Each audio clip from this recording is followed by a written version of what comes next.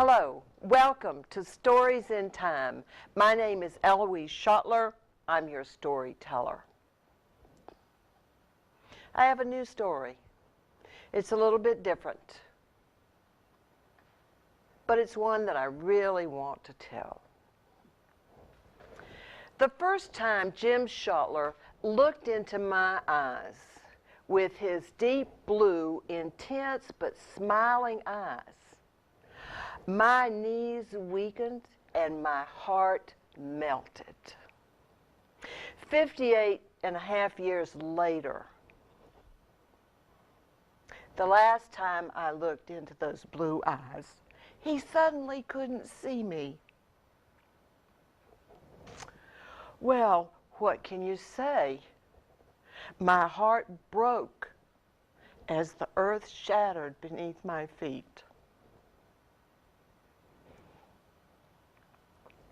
5 months later, I was seated in the front seat of a friend's van, and we were following a flag-draped casket onto the asphalt road in Arlington National Cemetery.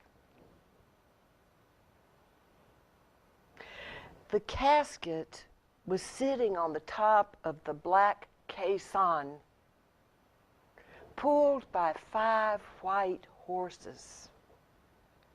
Ahead of it was an Air Force band, the men all dressed in their sort of drab, gray-blue Air Force uniforms, and there were flags flying. It was so quiet in Arlington, just the clop, clop, cloppity clop of the horses' hoofs on the asphalt and the staccato snapping of one drumstick against another as we marched on. The band struck up a song. I was sitting next to the window. My family was walking behind the van.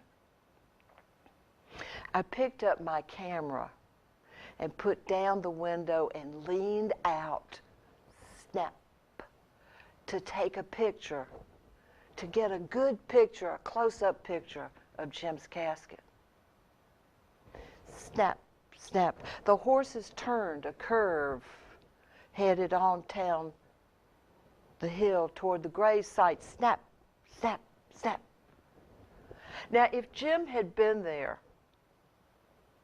he would have been running alongside this van, taking those very pictures of whoever was ahead of us, because he believed that families needed to photograph important events, to record what was happening in the family. He'd been raised by his father in California, who was a really good amateur 1930s California photographer.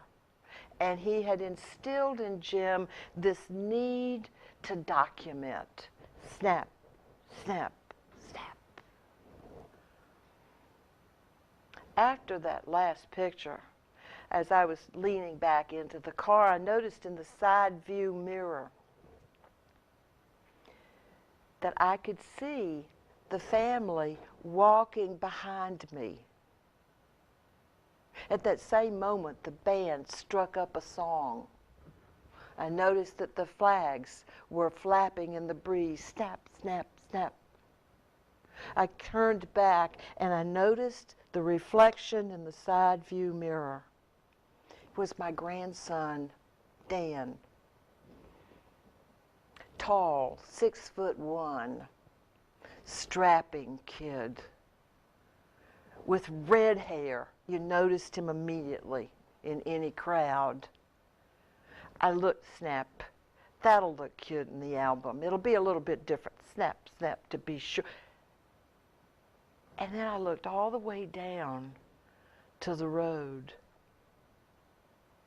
He was wearing Jim's dancing shoes, shiny patent leather, snap, snap, dancing shoes with the tassels dancing as each step that Dan took.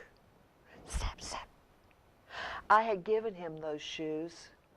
I gave him those shoes when I gave him Jim's tuxedo a few months before. It fit him perfectly. My eyes sort of blurred with tears as I looked at this reflection in the mirror. Dan looks like Jim, except for his red hair. And he was wearing Jim's shoes. I snapped again. I wanted to be sure that I had this picture. Wow. The procession moved on. It didn't take long to arrive at the graveside. The caisson stopped. The airmen took out the box containing Jim's urn and marched over to the grave. There were only 50 mourners, specially invited, close friends and family. And we sat while the servicemen unfolded the flag, the American flag, and held it taut like a canopy over Jim's urn. The chaplain stepped up, prayers were murmured, words were said. It didn't take very long. The band played another song.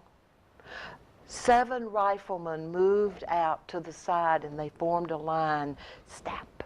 I could hear my grandson Jamie taking pictures. Snap, snap. This would be recorded. Snap, snap. 3 volleys. 7 shooters 3 times. Comes down from the old signal when the battle stopped and they cleared the battlefield of the dead. And when everything was ready, they fired 3 volleys to let people know that the dead had been taken care of. That's part of the military funeral.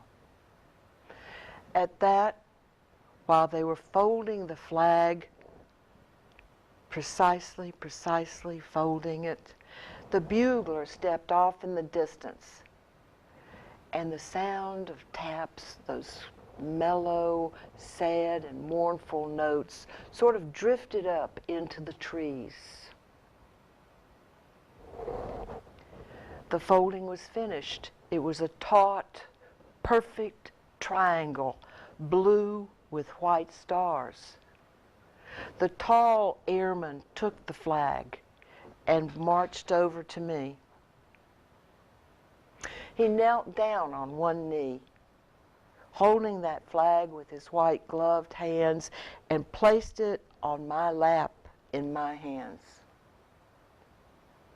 On behalf of the President of the United States, we thank you for his service. He stood up. It was done. They began to march away. The airmen, guards, the band, the riflemen.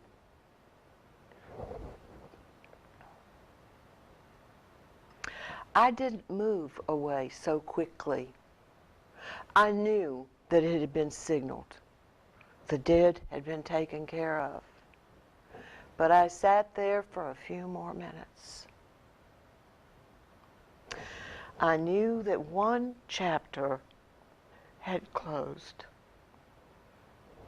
I stood and walked away knowing that another was opening.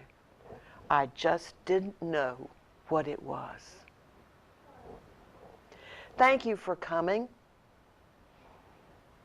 I hope you'll come back to hear another story.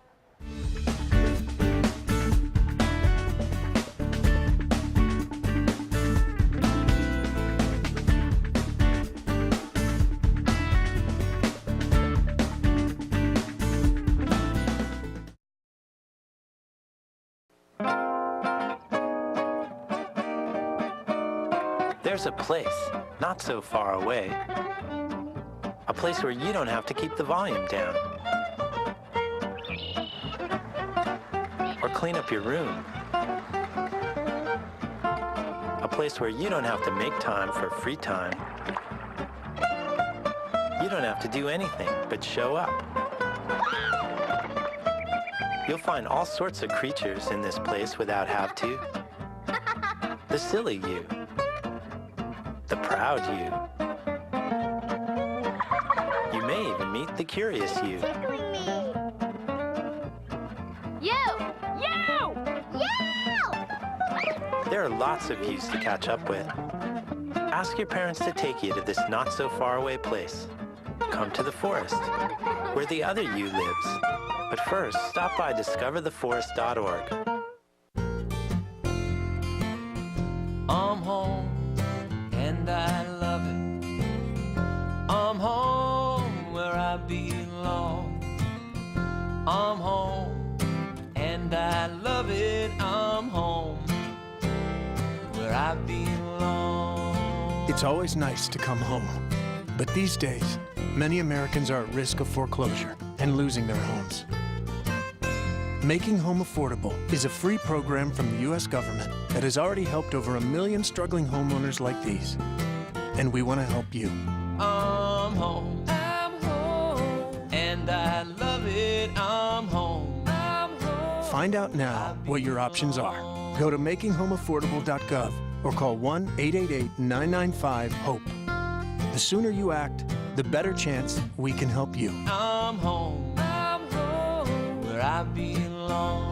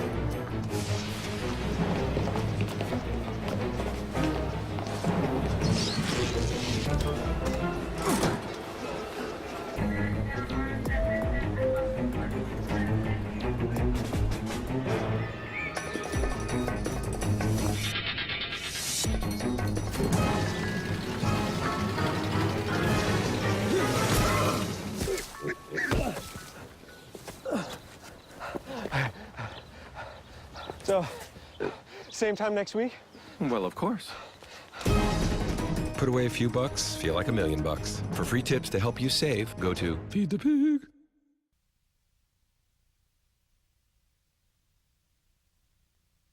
Meet Kathy, who's lived most everywhere, from Zanzibar to Berkeley Square. But Kathy's only seen the sights a girl can see from Brooklyn Heights.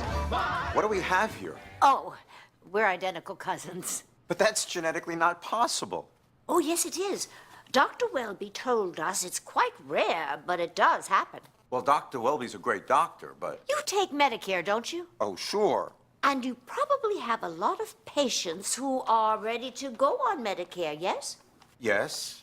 You know, you could tell them that if they're 65, they can go to socialsecurity.gov and apply for Medicare online. It takes less time than sitting in a doctor's office. Sorry. It's less than 10 minutes. Sometimes 5 or 6. It's quite easy. You're really identical? And Dr. Welby really said... Packers. Viking. Packers. Viking. Viking. Red state, blue state, vegan. Carnivore. We come from different places. Uptown. Downtown. Optimist. We come to different conclusions. Half empty. Half full. But when we live united, we create real, lasting change in the building blocks of life. The education, income, and health of our communities, Live. our families, United. even the person next to us. Live united. Real change won't happen without you. So give, advocate, volunteer, live united. Sign up at liveunited.org.